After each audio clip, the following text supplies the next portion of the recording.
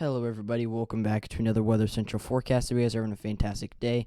Now today's forecast, we'll be going over the Weather Central's official May outlook. Now it's already crazy to think that we already are to May. I feel like this year has gone by really fast so far.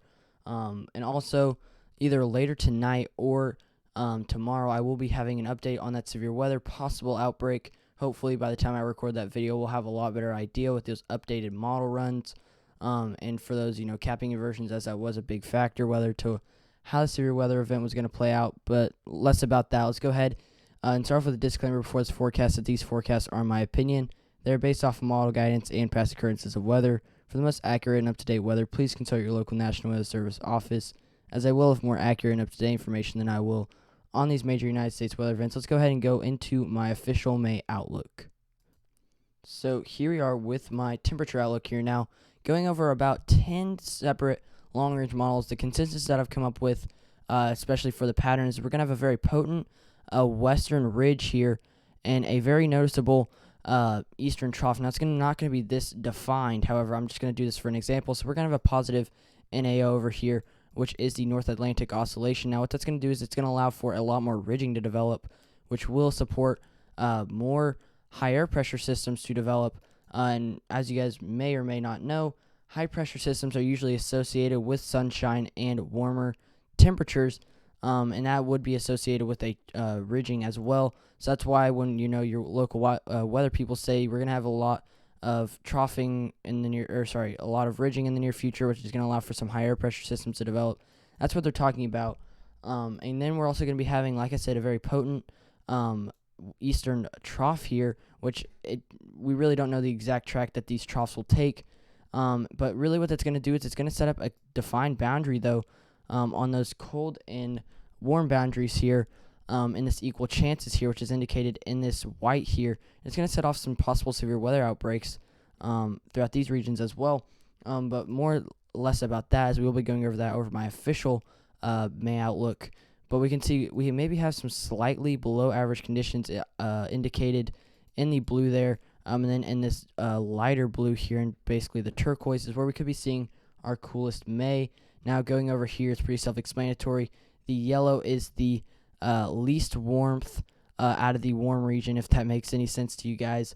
And then this orange is moderately above average, and then this red is way above average compared to your seasonal average. Now, let's go ahead and head over to my precipitation anomalies for May here. So going into my precipitation outlook, you can see basically kind of lines up with the temperature anomalies here. I do believe that anywhere in the shaded region here, west of my line there that I drew right there, I believe that you could be seeing some possible moderate droughts within May, as you are going to be seeing that very defined ridging there, which is going to allow for a lot less moisture to really develop. It's going to start from more of the Pacific Northwest coast here and track down through the jet stream there. So that's why I'm thinking you guys could be seeing less than your seasonal average in terms of precipitation. And then in this lighter brown, however you want to define this, this is where I think you guys could see your driest conditions throughout May throughout the United States. Going over here, I think that the eastern United States is going to be fairly active, as those troughings will associate with some low air pressure systems. And usually low air pressure systems is where we do see our severe weather to occur, and just our precipitation in general. As it is a general good rule of thumb, you want a low air pressure system if you're trying to associate with some sort of precipitation and just weather in general. So you can see here, I'm thinking that in this green here, this lighter green, is where you could see an active pattern. Sometimes you could be seeing some, drier conditions at times. By the way, forgot to mention, this white is equal chances, meaning that there's not a clear winner.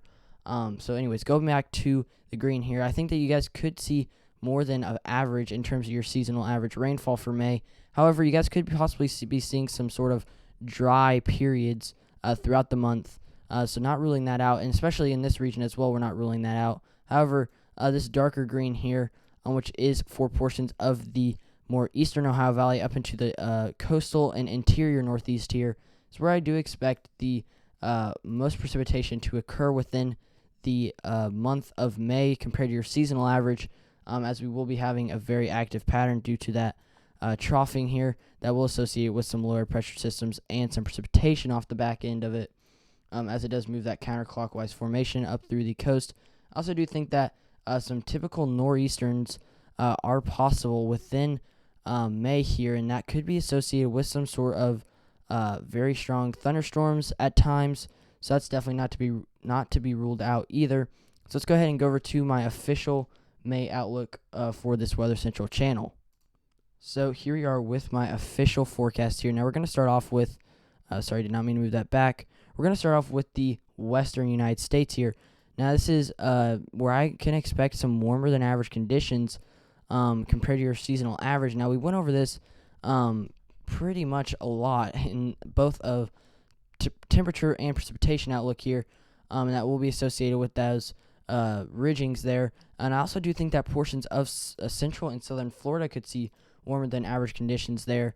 So that's what I'm thinking for those two areas there. Now moving on to our next region is throughout portions of the Pacific Northwest through the Rockies, all the way down to portions of northern Texas there, into portions of Oklahoma. That's where I think you guys could see your seasonal average in May. Now, whether that be severe weather, whether that be temperature, precipitation, I think it could all be equal, and especially for portions on those more southern regions, you guys could see your guys' average severe weather. Now, if you guys know, the Moore, Oklahoma tornado EF5 did occur within May as well, so we're not ruling out something not to that intensity. However, we could see something sort of like that into the month of May. So moving on to our next region here, we're going to go to the Four Corner states here, and this is where where I'm expecting drier conditions to set up. Now that also does go into portions of extreme western Texas there, and that is pretty self-explanatory. I think that you guys could see some moderate droughts at times. Now we will be monitoring that though over into May in case those droughts do get too significant that we really need to start paying attention to them. And usually I do see drier conditions on average anyways, so I think you guys could see even drier conditions than what you guys are used to. So that's what I'm thinking for that region. Going up to portions of the Midwest, up through portions of the Great Plains, through portions of the Midwest, up into the extreme north into the Great Lakes is where I'm expecting thunderstorm risks to line up. Now, I'm not ruling out severe weather, as a severe weather region is super close to this thunderstorm region. I just think that the severe weather will be contained more south of this region. However, severe weather is possible within this region here, this yellow region for thunderstorms. I just think that you guys' biggest risk will be those typical springtime thunderstorms that you guys are used to seeing. Like I said, not ruling out severe weather possibilities. I just don't think that it'll be as active for the north. Now, going into our next region is, you guys guessed it, I literally was just talking about it, is our severe weather region here. Now, this lines up in the red into the maroon here, where I'm expecting your biggest severe weather to set up within this maroon here. Let's go ahead and get rid of this text box here. So, like I said, in this red is where I'm expecting just, your general severe weather outbreaks to possibly occur. And I think it's also going to be possibly more contained within the Midwest, down to the southern Midwest as well, for portions of Missouri, Kansas, extreme northeastern Oklahoma, into portions of Nebraska, Iowa, into Illinois. And like I said, I'm not ruling out severe weather to occur south of this region or north of this region. I just think that it will be contained within this region mostly. But like I said, for like the fifth time, severe weather outbreaks could occur within anywhere in these regions into May here. So just keep that in mind as we get further into May, and those severe weather outbreaks could possibly pop up. Now, going down to portions of the south into the south central, all the way up through portions of the mid-Atlantic is where I'm expecting a flip-flop region to occur. Now, whether that be precipitation, temperature, all of that, it could be flip-flop. You could be seeing some very active patterns throughout these regions towards the beginning of May, let's say, and then a week from then, you guys could be seeing practically no precipitation, or you guys could be seeing a cool down as well. So that's where I'm expecting just a general flip-flop region to occur. Now, this happens, I usually have a flip-flop region in most of my forecasts, as it's really not too defined which one it's going to be, and I like to describe that more as equal chances down there. Now, going into this green and darker green is where I'm expecting an active pattern to set up. Now, we kind of went over this in temperature and precipitation and that's due to the troughing that is possible, especially indicated by those long-range models. And it will be associated with those lower pressure systems as they move up to the coast and provide a lot of weathering with it and precipitation. Now, in this darker green is where I'm expecting the most active pattern to set up. Now, that is for portions of the Ohio Valley up into the coastal regions of the Northeast there, and south of it. So I'm expecting just your general average pattern to set up, and that's very close to that flip-flop region as well. So possibly you could be seeing some dry slots at times. However, I do expect it to stay fairly, above average in terms of precipitation. And lastly, we're going over two portions of the Ohio Valley up into the interior Northeast here. This is where I'm expecting cooler than average conditions. Now, why I'm expecting this is because you're going to have some cold air blasts moving in from parts of Canada.